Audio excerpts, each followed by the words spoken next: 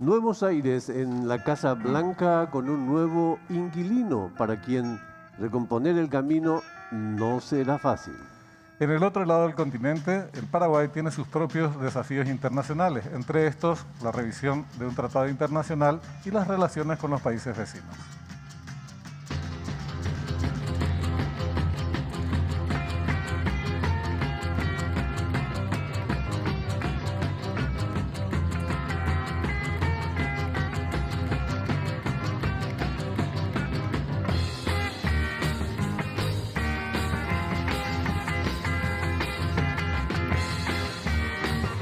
Muy buenas noches, un día especial el de hoy, un día especial el de mañana, especial en los Estados Unidos porque es la capital política del mundo.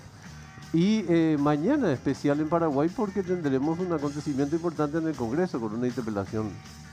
A una de las piezas más importantes... Bueno, ¿qué tal? Buenas noches. Bien, ¿cómo estás? A una de las piezas políticas más importantes del gabinete, que es el jefe civil de la presidencia. Indudablemente son días importantes. Y hoy tenemos un invitado altamente importante en la estructura de gobierno del Paraguay y vamos al reconocimiento del campo. La correcta interpretación de los cambios que vienen operando a escala internacional y regional es uno de los requisitos para que nuestro país esquive los obstáculos y avance en dirección al desarrollo. Joe Biden tomó hoy las riendas de los Estados Unidos. En América Latina, izquierdas y derechas disputan la hegemonía del proceso. La pandemia está causando estragos, al igual que la crisis económica. Y lejos de respuestas comunes, la única lógica parece ser la del sálvese quien pueda. ¿Cómo se ubica el Paraguay en este contexto tan complejo y cuál es la política exterior del gobierno?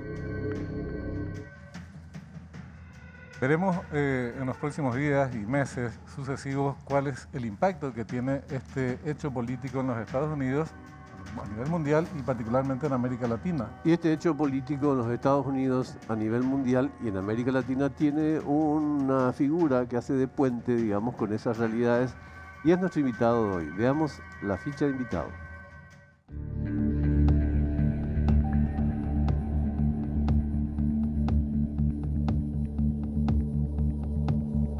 Abogado y egresado de la Academia Diplomática y Consular del Ministerio de Relaciones Exteriores, fue asesor del presidente de la República en asuntos internacionales, representante ante el Consejo de Administración de Itaipú Binacional y encargado del Centro de Coordinación Interinstitucional durante la pandemia del COVID, actual Canciller Nacional. ¿Qué tal, ministro? Buenas noches. Gracias por acceder a esta invitación. Buenas noches, Benjamín. Un gusto compartir contigo, con Augusto, esta jornada de fuego cruzado en pleno mes de enero, con muchas actividades, no solo a nivel nacional, sino a nivel internacional también. Tal cual. Ministro, estos son los puntos que vamos a compartir con usted, que figuran en la ficha, pero no se fíe de que no aparecerán otros puntos también en la conversación. A ver.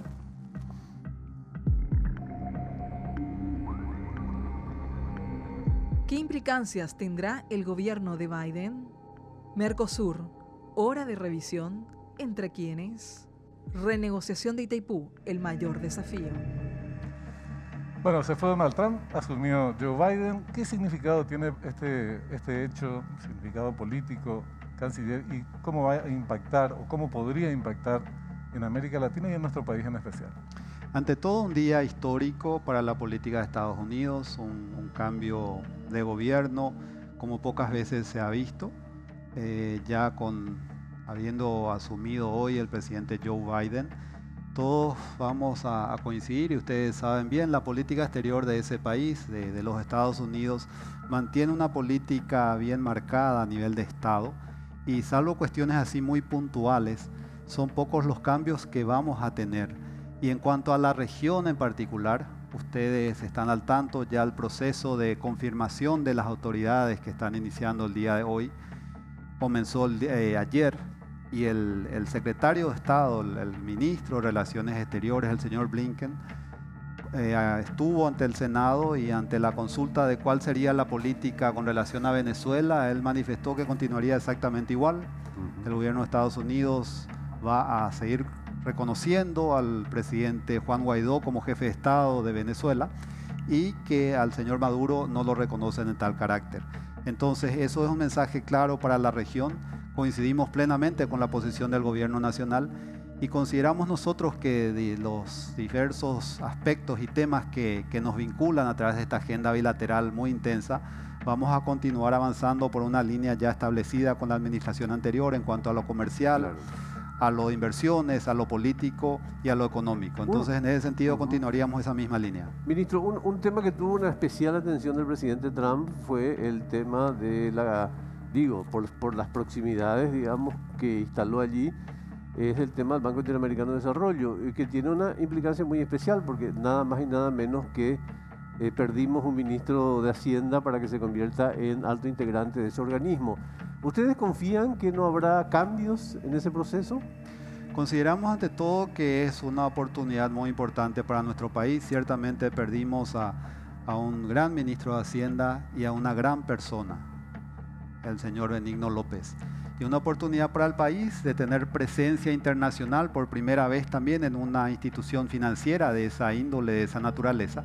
Y consideramos que eso va a continuar de esa manera, porque es el banco que tiene implicancia directa en todo el desarrollo de nuestra región. El presidente Biden y sus autoridades, los que lo acompañan al frente del gobierno, comprenden muy bien esa situación. Entonces entendemos que eso va a seguir por la línea establecida y ya con la presencia de un paraguayo en una de las vicepresidencias del Banco Interamericano de Desarrollo. El expresidente Fernando Henrique Cardoso, expresidente brasileño, cuando una vez le reclamaban, le consultaban por qué Estados Unidos no le daba tanta bolilla a América del Sur en particular, decía mejor que mire a otras partes. Nosotros estamos tranquilos como venimos haciendo nuestro trabajo. Esto viene al caso porque la pregunta es ¿qué beneficios nosotros tenemos? Más allá de las relaciones que hay que tener, obviamente una potencia, la mayor potencia del mundo, pero ¿qué beneficios prácticos tiene Paraguay en su relación bilateral con Estados Unidos? En estos últimos 2 años se dio un acercamiento muy especial entre los gobiernos de Estados Unidos y el de nuestro país. Fueron muchos los intercambios en el ámbito de la cooperación. El presidente Mario Abdo, recordarán ustedes, en diciembre del año hoy ya antepasado, estuvo en la Casa Blanca en una reunión muy franca con el presidente Trump. Posteriormente se consiguieron a través de la donación respiradores que fueron y que siguen siendo muy útiles para nuestro país.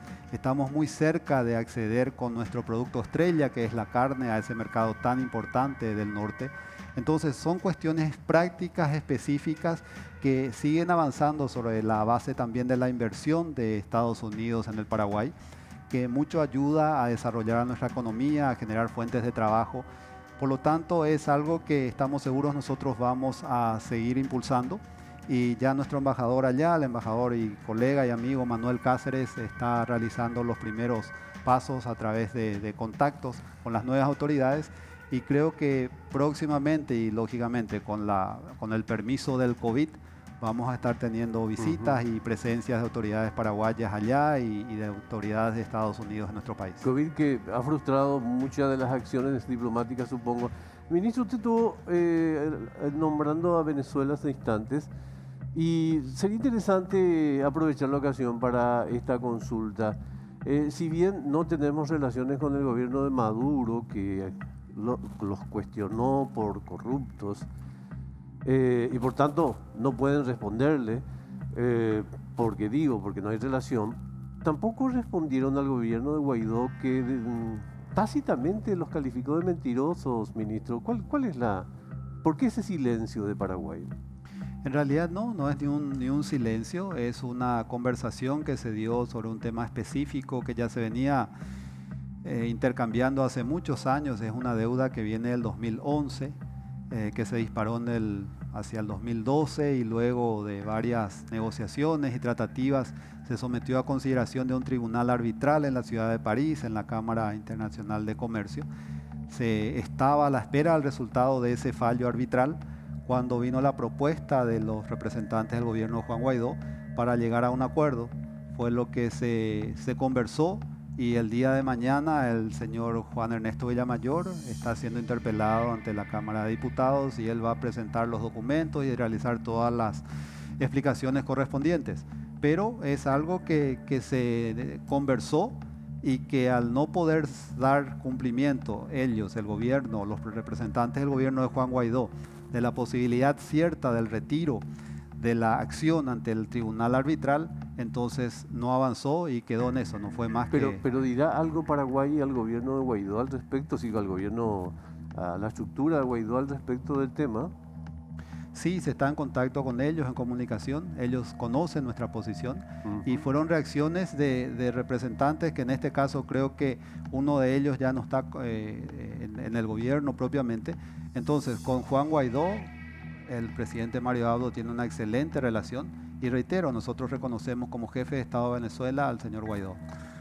Ahora, en realidad, este tema de la legitimación activa es todo un capítulo específico porque hay una decisión del Tribunal Arbitral que el entonces presidente de PDVSA, hablamos del 26 de marzo del 2019, había llevado a Palacio de López, Pública IP Paraguay, diciendo el tribunal decidió retirarle la legitimación, suspenderle a Maduro y darle legitimación al gobierno de Juan Guaidó. Pero este es un tema particular, digamos, nos llevaría todo el programa a avanzar en esta discusión. Sin embargo, hay una arista, ministro, que tiene que ver con la relación entre Cancillería y Jefatura de Gabinete. Parece que no está claro el rol, porque la pregunta es qué hacía Juan Ernesto Villamayor en negociaciones que son competencia, en todo caso, si se dieran, de la Cancillería. Hay un decreto de noviembre del 2012 que está vigente, en donde establece que todas las relaciones bilaterales y las negociaciones que pudieran haber en este campo pasan inexorablemente por Cancillería, no sé, la parte operativa por obras públicas, no le menciona la jefatura de gabinete. Sí, la Cancillería lógicamente lleva adelante todas las negociaciones, las conversaciones en el ámbito internacional, sea ello bilateral o multilateral. En este caso específico fueron conversaciones preliminares que se iban a avanzar, lógicamente la Cancillería tenía que tener intervención. ¿Cómo lo tuvo ya con anterioridad? Reiterando que esta deuda data del 2009. Pero en este caso no tuvo ninguna participación. No. Ministro, pero ¿por qué Villamayor? Porque en su carácter de jefe de gabinete es el coordinador de todas las actividades del gabinete del Poder Ejecutivo y es también un vínculo con la Procuraduría General del Estado, que es la encargada de la defensa de los activos del Estado paraguayo en el exterior también. Entonces ese es el vínculo, ese es el relacionamiento y por eso la presencia o la conversación del señor Villamayor con los representantes del señor Guaidó. ¿Usted no era canciller en ese tiempo? No. No, o sea, no está al tanto si hubo una comunicación tangible entre la jefatura de gabinete y la Cancillería, certificable sobre ese proceso. No podría asegurar, pero entiendo que no. Entiendo que no porque era una instancia todavía previa y posterior a eso, si avanzaba, lógicamente la Cancillería tendría que tener una intervención. ¿No se puede activa. pensar que correspondería una gestión internacional que no está siendo informada a la Cancillería? Parece básico que tendría que informarse, ¿no? Yo creo que sí, y reitero, si se daba el siguiente paso, la Cancillería iba a tomar directamente acción como corresponde y como está establecido en nuestra ley. En realidad no tendría que haber iniciado las negociaciones, porque esa es una facultad de Cancillería. A mí me parece inapropiado, vos sabrás, Augusto, en gobiernos anteriores, siempre hubo conflictos en esta materia en particular. La jefatura de gabinete asume facultades prerrogativas. Exactamente, prerrogativas que no tiene. De interpares se convierte en superior de otros ministerios. No sé cuál es la situación actual, pero lo que sí sé es que Juan Ernesto no podía haber iniciado negociaciones que eran competencia de Cancillería Nacional. Desde que yo estoy en la Cancillería y específicamente el 13 de octubre del año pasado, todas las conversaciones, las negociaciones se hacen vía Cancillería y sí se coordinan acciones con la jefatura de gabinete porque es natural que así sea también, lógicamente, es el nexo directo, reitero, del presidente de la República con todos los ministros. Es lo lógico. Mercosur, un desafío que ya era desafío antes del nuevo gobierno de Estados Unidos. ¿Me puede decir por qué nuevo gobierno? Porque Estados Unidos es árbitro en cualquier lugar del mundo y la temperatura se mide desde ahí. ¿Qué pasa con Mercosur? ¿Qué pasa con este antagonismo que existe entre dos actores principales de esa película como son Argentina y Brasil, ministro? Ante todo, Mercosur representó y empezó a ser un desafío para todos nosotros antes de convertirse en Mercosur. En ese primer proceso de negociación y conversación que ustedes recuerdan bien, inició con Brasil y Argentina y luego nos fuimos sumando Uruguay y Paraguay, un desafío enorme para el Paraguay, el momento, la coyuntura que se vivía, y a partir de ahí fuimos avanzando, fuimos dando pasos tan importantes y significativos que varias veces o que no muy a menudo se reconoce, se entiende. Por citar uno, el FOSEM, el reconocimiento de nuestro país como desarrollo sin litoral, y pasos importantes que fueron apoyando y acompañando el desarrollo de nuestro país. Y eso nos llega al momento actual. Dos países hermanos, dos países vecinos que tienen algunas posiciones diferentes, pero no olvidemos que también la Unión Europea, a ellos les llevó más de 50 años llegar al estado en que se encuentran actualmente. Entonces son marchas, contramarchas, son momentos que uno va viviendo como país, como nación y como bloque, que tiene que ir superando desafíos y obstáculos que se presentan, pero yo creo que el Mercosur va a continuar consolidándose. Estamos a puertas ahora de la suscripción del acuerdo con la Unión Europea, Mercosur, Unión Europea que llevó más de 20 años, y luego ya de llegarse al acuerdo en la negociación surgieron algunos elementos referidos al medio ambiente principalmente, que ahora se están encaminando. Entonces yo creo que dentro de este semestre se estaría suscribiendo ese acuerdo y eso va a dar un nuevo impulso a todo lo que es el proceso de integración del Mercosur con la Unión Europea. Hay que ver, porque en Europa hay voces discordantes muy fuertes con respecto a este acuerdo entre la Unión Europea y Mercosur. A la vuelta de la pausa tenemos que hacer un breve corte, ministro. Tal vez podríamos avanzar en el sentido de si no es la hora de revisar profundamente el tema de los bloques regionales, en particular del Mercosur, a la luz de los problemas políticos reales que existen en la región, ¿sí? Claro, sin problema. Volvemos enseguida.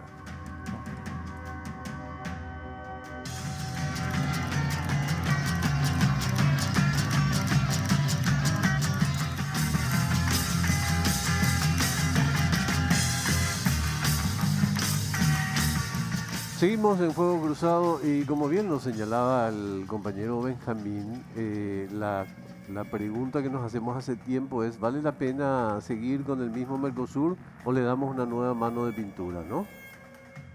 Sí, Augusto, es, como señalábamos al comienzo, un desafío para todos. Puntualmente, ¿qué cambios, por ejemplo? Hay voces que están señalando que tendríamos que dejar de lado la decisión 32. ¿Qué es la decisión 32?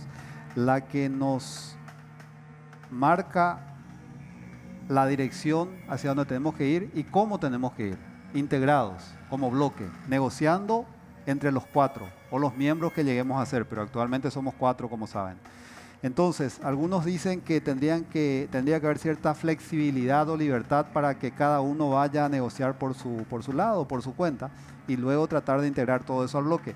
Nosotros consideramos que por la experiencia adquirida en estos más de 30 años del bloque, o que se está acercando a eso, nuestra condición de país en desarrollo sin litoral, ubicado entre dos países con un mayor crecimiento económico, consideramos, reitero, que la mejor vía es seguir negociando en bloque, entre los 4. Nos ha dado resultado y a ver, una fórmula del fútbol, el equipo que gana no se cambia, Augusto. Sí, señor. Entonces, pero, ministro, el equipo que gana, hace rato que no gana porque, por ejemplo, de cara a la pandemia, no fuimos capaces ni de comprar vacunas en conjunto. No hubo una respuesta común. Ya no hablemos con respecto a la recesión en toda América Latina y compañía, son temas más profundos. Pero cuestiones sanitarias básicas, el Mercosur no fue capaz de responder en forma colectiva, digo. Sí, no solo dentro del Mercosur se habló del tema, sino también a nivel Prosur. ¿Sí? Y son desafíos sobre todo porque así como hay diversas velocidades velocidades de integración o de desarrollo, también la cuestión epidemiológica en cada uno de los países es un poco diferente. Nosotros tenemos una situación particular, varias medidas que fueron tomadas a lo largo de estos 9 meses, Uruguay también, en otros países está un poco más complicada la situación, entonces todo eso hace también que al ser este producto, la vacuna o las vacunas, el producto estrella, el que todos quieren, y yo creo que más que nunca al término de que todo el mundo quiere, literalmente todo el mundo quiere la vacuna, o sea, todos los países queremos la vacuna, independientemente de si todos los ciudadanos quieren o no vacunarse. Yo digo que yo confieso que sí, pero eso es algo personal. Entonces todos quieren ese producto, no hay suficiente, la demanda es mayor a la oferta. Entonces ahí es que se dan esas diferencias. Claro, hay un aspecto también. Este es solo un comentario para darte paso a la siguiente consulta, Benjamín, quizás cambiando ya de tema por el poco tiempo que tenemos, ¿verdad? Hay una cuestión también que es la sensación, ministro. O sea, sigue existiendo en la comunidad nacional, y creo que en la Argentina y Brasil también, por lo que se lee, esa sensación de para qué sirve el Mercosur. Lo cual ha sido muy curioso porque en Europa ha sido una cuestión diferente. Ahora con la actitud separatista del Reino Unido empieza a surgir, digamos, la evidencia de que para qué realmente servía la integración europea. Pero es una integración que funcionó, digamos, en diversas materias. Hay que señalar que sí, aquí en materia de infraestructura y compañía Mercosur dio evidencias. Pero bueno, hora de ir a otro tema antes de que acabe el programa. El tema son las discrepancias políticas, ideológicas que están presentes en el Mercosur, en una Sudamérica que disputa políticamente hacia cuál es el rumbo que siguen. Hay tendencias distintas, contrapuestas en algunos casos. Y en ese contexto tenemos nada menos que la revisión del Tratado de Itaipú. En medio de un casi sálvese quien pueda por su cuenta, nosotros tenemos esa negociación en puertas. ¿Cómo se va a encarar esto, ministro? Brevemente, ¿quiénes encabezan el equipo negociador? ¿No sería más prudente, ya que va a ser en el 2023 con un gobierno entrante, esto ya te había consultado, dejar esa tarea para el gobierno posterior y arrancar ahora con todo el debate previo? Lógicamente que como en todo tema de la vida diaria, hay diversas opiniones al respecto, pero les doy un elemento nada más. En el 2023 está establecido que tiene que revisarse, iniciar el proceso de revisión del anexo C. Eso es lo que está acordado, ratificado y lo aceptamos todos. Pero ¿qué pasa? Desde el año que viene, 2022, por el pago de la deuda, el servicio de la deuda, la tarifa va a ir bajando automáticamente. Para el 2023 va a bajar al 60%. En el 2022 empieza ya alrededor del 20-25%, porque es una ecuación directa. Se salda la deuda, entonces la tarifa baja. Y eso va a tener efecto en todo lo que hacemos, no solo en el Paraguay, lógicamente también en el Brasil. Por eso es que es importante empezar este proceso de revisión, tal vez este propio año 2021. Ministro, es fundamental. Una pregunta con una expresión muy ONGcista, pero así, si me pueden responder con la máxima puntualidad posible. ¿Cuál es el resultado esperado de Paraguay en relación a tal negociación? ¿Qué es lo que quisiera Paraguay? 1, 2, 3 puntos que pasara al día siguiente. Quisiera tener más tiempo para hacerlo, pero voy a tratar de ser puntual. En primer lugar, asegurar la soberanía energética de la República del Paraguay. ¿Qué significa eso? Poder utilizar nuestra energía de la mejor manera, de la manera rentable, de modo a generar desarrollo. Sí, pero es muy amplio, ministro. Muy amplio, muy amplio. Es muy amplio, pero todo pasa también por la tarifa, porque la revisión del anexo C específicamente es ver cuánto y cómo va a estar el servicio de la deuda, el costo del servicio de la deuda, que es la tarifa. Que es el mayor reclamo de Brasil. Es el mayor reclamo de Brasil, sí, y la manera como eso se va a manejar también. Entonces, les digo, es complejo, es algo que lleva tiempo explicar, es algo en lo que lastimosamente hay ideas instaladas que no son verdades, tengo que decir, y muchas veces eso confunde. ¿Cuáles, por ejemplo? A ver, reitero, son muchas, pero una de ellas, porque sé que estamos contra reloj, que se debe denunciar, que lo que se va a hacer o que se debe hacer en la revisión del anexo C es denunciar el tratado y llevar al Brasil a la Corte Internacional de Justicia, por decirle. Esa es una posición que está establecida, que está ahí, y sencillamente eso no es así, no es parte del anexo C, no, en síntesis, eso tiene otras implicancias y ese tipo de cosas es que lógicamente, y acá les voy a dar la razón sin que ustedes la hayan manifestado todavía, un ámbito en el que tenemos mucho que avanzar todavía, como gobierno, como Cancillería y específicamente en este tema, es el ámbito en el que ustedes son unos maestros, el ámbito comunicacional.